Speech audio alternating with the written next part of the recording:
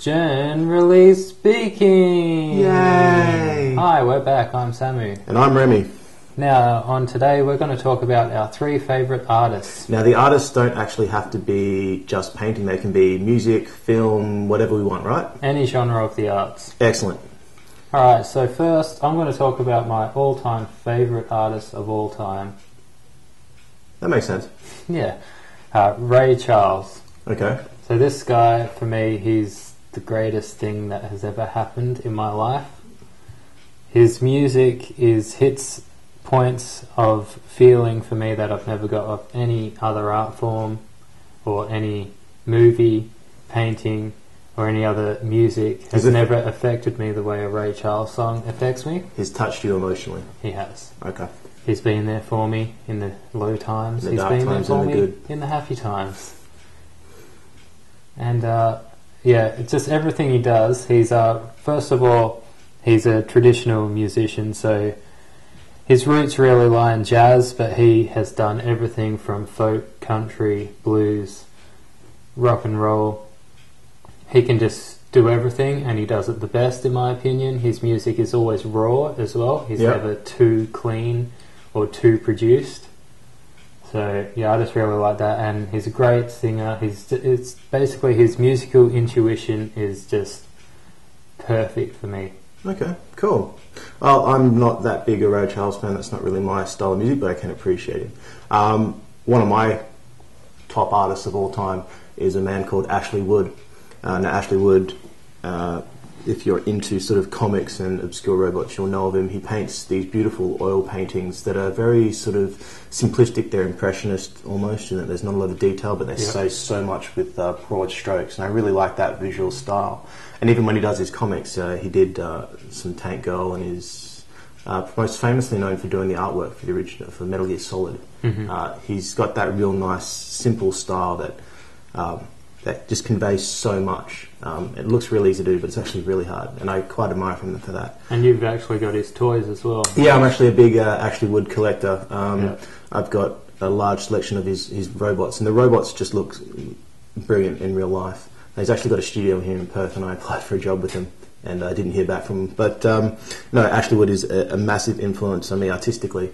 Is he Australian? I'm pretty sure he is Australian. I believe he lives in Singapore, though. I actually missed him at Supernova this year. He was in Perth for all of 3 hours, and I missed it because I was working. But yeah, Ashley Wood, massive influence, great artist. Not to everyone's taste, but very, very cool. And one thing that I do like about him as well is he's a really good storyteller. He actually told this really cool... he had this really good book where it was a lot of his paintings and then paragraphs, like found diary journal entries. And that was the whole story, and it was just so emotionally powerful. Everything he does is very unique, and it's a nice way of getting emotion and story across. So Ashley Wood definitely up there right at the top. Cool. Alright, second on my list is Bob Dylan, another musician. People would often say he's more of a poet than a musician. Even he would probably say that.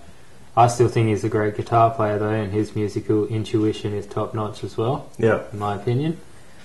He's always criticised for the way he sings. I'm one of those people. It's just I'm Dylan and I'm singing. It's just I can't get into it. But you know, for me, like I think he's a great singer. I would never say he can't sing, because he can. Even these days with his voice. He loses his voice most of the time on stage, and it's just always the criticism he gets is, how can you stand listening to him? It's often, the thing about it is the lyrics he writes, you can't really describe what one song is about, because every song is about so many things. Yeah. It's not a direct point, but it's just the way he sings it with his lyrics. I've never seen anyone come close to getting that far onto the meaning of life presented within music or feeling or anything. It's fascinating to me. Okay. So also I love him because, again, he's a traditional musician, so he plays folk, blues, and he never goes away from that. But his influence in today's modern music and what people would call folk these days, it's not really folk, but more just you hear his influence so much in music more than, I mean, it's both like him, Beatles and Rolling Stones are really what you would hear most of the time in today's independent music. Yeah. It's the biggest influence, but yeah, I just think because really Bob Dylan influenced Rolling Stones and Beatles more than they would have influenced him. Yeah. He's just a very strong point, and he's one of the greatest artists still living today. Living legend. He's done so much for art, mostly with his writing. He hasn't made much of an impact with his painting. Is he a painter as well? Probably not the greatest painter. He is still good for an impression of something, but you wouldn't consider him for that. It is his writing that has been his greatest contribution to art. Yeah. Okay. Well, I guess we'll move on to my next one. Mine's another painter who has had a massive influence on me. I've even got a tattoo in his style. It's H.R. Giger, or Giger, however you want to pronounce it. There are a lot of sort of debates about that, but to me it's Giger. A founder of the biomechanical art movement, along with Beksinski, I think, developed this art style.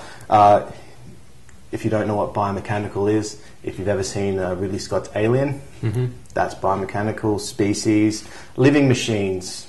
And they are actually designed by Giger? Yes. Yep. The alien in Aliens was designed by Giger. The Queen in Aliens was actually designed by James Cameron. I think he directed the second one. But a direct influence on Giger. Yep. Giger uses a lot of sex imagery in pretty much every single one of his paintings. There is at least a penis, a vagina, or an anus of some kind. I don't particularly like him for that, but what I do like about his artwork is it's done all with an airbrush. It's really dark, it's really surreal, and it's got one of those things where if you get his paintings, it's almost a spiritual moment. It's quite profound. Yeah. Just the work and the world that he has created. Only Beksinski has come close to creating as deep a world. Visually, that I can sort of get lost in, and then when you look at his career, he's got the Necronomicons, or a couple of the things that he's got, and even his pen sketches are just absolutely beautiful, because he's got this one creature which is an arm and a leg fused together into one being, and it just hops around, but it's got life, it's got this really cool element to it, and you can picture a world of these half creatures running around because he's just painted it in such a vivid way. Yeah. There's also the element of mystique about him as well. He doesn't really leave his country where he lives. He's a bit old now, so that's sort of understandable. There's this real mystery about him, even though every interview with him has pretty much said that he's the most normal person you'll ever meet. But you don't get that impression from his artwork, which is one thing I really like. Yeah. Alright, so third on my list, there's a lot of people competing for third on my list, because Ray Charles and Bob Dylan I think will always stay the same. Otherwise for third I'm constantly swapping around who's my favourite artist of the time, but I'm going to say Quentin Tarantino, mainly because the first time I saw his films is when I noticed films from the point of view of I would like to make films. So I think mostly what it was about it was the first time I saw a non-linear storyline. So it was chopped up, mainly with Pulp Fiction. I just remember hearing that John Travolta gets killed in Pulp Fiction, but then you see him again later in the film. And before I'd actually seen the film, that was like, well, what's going on there? What is this movie? And then I saw it, and of course I got it. But it was just the way he might open a film with the opening scene, then going into start credits. It's the first time I noticed this. Then, of course, you watch more films and you see where he's got it from. So it doesn't become as much of an impact. But I still love his work. I still get excited when a new movie's coming out. He got me into movies, so that's why he's my number 3. Well, I've actually gone for a filmmaker for my number 3 as well. I've actually gone for Kevin Smith. Kevin Smith has had a profound influence on me. The first movie of his I saw was Mallrats. And from Mallrats I got into movies like Clerks. And Clerks was the movie that made me think, I can make these movies myself. Yeah. His movies are not groundbreaking, they're not brilliant, they're not the most visually dynamic, but what's good about them is that he's created, at least when the Jersey trilogy came out, he created this own universe that characters would appear and pop up in. Yeah. He had his own style. You can see a Kevin Smith movie from across the road. You just know it's a Kevin Smith film from the way the dialogue is and the way it's shot, and it's very simplistic, and it just all works. And on top of that, I like him as a person. Mm-hmm. Do you know what I mean? Like, I don't think I'd want to meet him. I don't think you should meet your idols, and I just, if I met him, I think I might be a little bit disappointed. I put him on too much of a high pedestal. Not because he's brilliant. I just like his work ethic and his creativity. And then, you know, he made a couple of bad movies. Cop Out was one of them, but that was mostly because of Tracy Morgan. And then because of those experiences, he's kind of left film now and has moved more into, he's got this podcasting empire and this YouTube thing that he does. So just a real inspiration, I find. He got me into filmmaking. He made me think it was accessible, and it is to his style. And then when he's grown out of filmmaking, he just left. He didn't hang around. Mm-hmm. He went on and created something else that was uniquely his own. So Kevin Smith, for me, is one of those filmmakers that I greatly admire. Alright, so that was, generally speaking, our top 3 favourite artists. Yeah, that wasn't too bad. See you next time. If you ever want to catch up and talk about them, I'm open to talk. I could talk about those guys all day. I know you could. Let's move on. Cool, see you next time. See ya.